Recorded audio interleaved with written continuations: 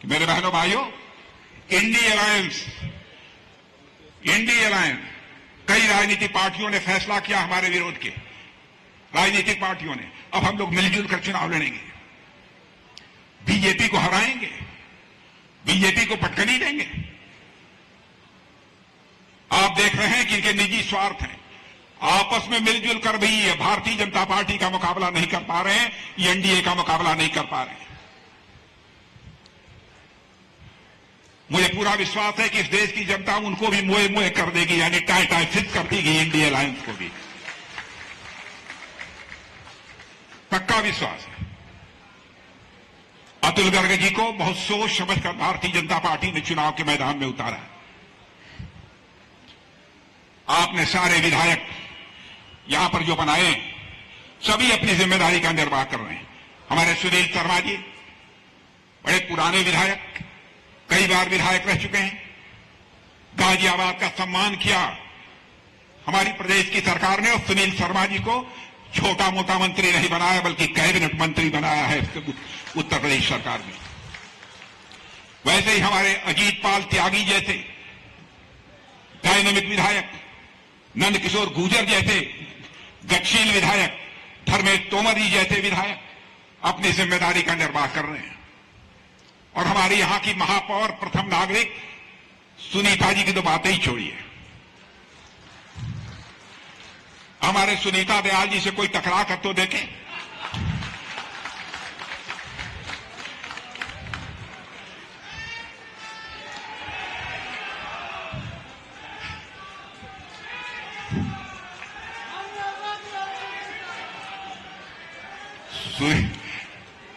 सुनीता जी से टकरा कर तो कोई देखे। अब बहनों भाइयों, आगे की बात नहीं कहूंगा, उसकी खैर नहीं है। और मैंने सुनीता जी के अंदर देखा है जोखिम उठाने का खतरा, मोल लेने का कलेजा यदि किसी के अंदर है तो सुनीता दयाल के अंदर है। बहनों भाइयों, मैंने देखा है।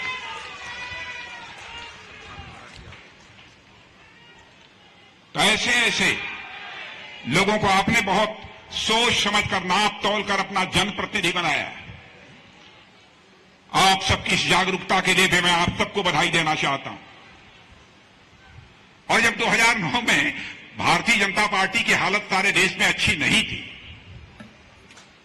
तब आपने, मैं एकदम जोखिम लेकर यहां पर आया था, सब लोग मुझे डरा रहे थे, लेकिन बहनों भाइयों, आप लोगों ने भारतीय जनता पार्टी की झोली भर दी 2009 में भी, और मुझे सांसद बनाकर भारत की संसद में भेजा। और तब से जो सिलसिला, जो हमारा लोकसभा का प्रारंभ हुआ, वह आज भी जारी है। लेकिन यकीन रखना बहनों भाइयों, जहां भी रहूंगा, जिस रूप में रहूंगा, मैं अपने गाजियाबाद के बहनों भाइयों के एहसान को किसी भी सूरत में भूलूंगा नहीं। जब भी जिसने समय मांगा है,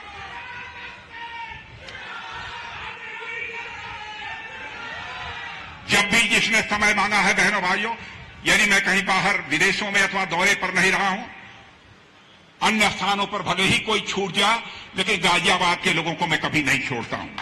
और यकीन रखना, जब तक रहूंगा मैं भारत की राजनीति में, गाजियाबाद के लोगों का मेरे ऊपर वह एहसान है बहनों भाइयों कि मैं कभी आपको छोड़ूंगा नहीं। आपका था, आपका हूं और आपका रहूंगा, मैं आपको यह विश्वास दिलाता हूं।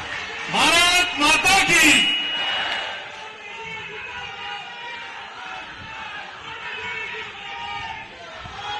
और आपको जानकर यह खुशी होगी, सार्वजनिक सभाएं प्रारंभ हो रही हैं सारे देश भर में।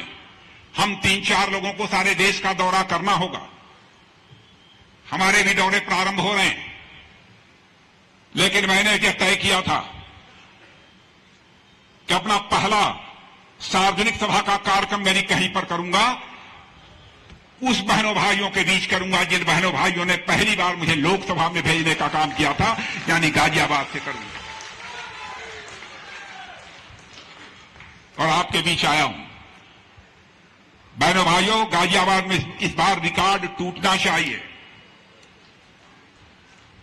मैं मानकर जाऊं कि टूटेगा, पक्का?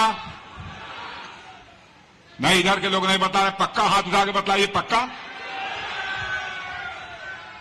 अतुल जी, ऐसा है, आप लोगों ने कह दिया है पक्का जीतेंगे, आप पक्का जीतेंगे। लेकिन मैं अतुल जी से एक बात और मैं कहूंगा, यहां चुनाव जीतने के बाद, भारी मतों से विजय प्राप्त करने के बाद, ये कह रहे हैं 8 लाख से,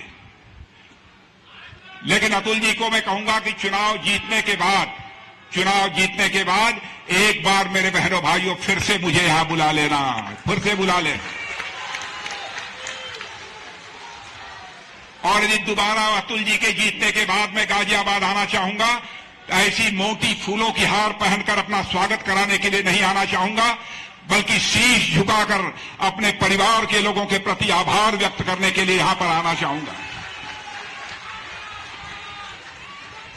एक बहुत बड़ा विश्वास लेकर मैं यहां से जा रहा हूं, और हमारी अखिल भारतीय स्तर पर जो सार्वजनिक सभाएं प्रारंभ हो रही हैं, यह हमारी पहली सभा है।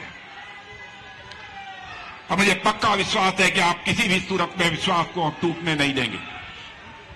मैं पुनः एक बार शीश झुकाकर गाजियाबाद के जो लोग यहां इस सभा में मौजूद हैं उनको भी, और जो सभा में मौजूद नहीं हैं उन सबके प्रति भी सम्मान की अभिव्यक्ति करते हुए अपना निवेदन समाप्त करता हूं। बोलिए भारत माता की।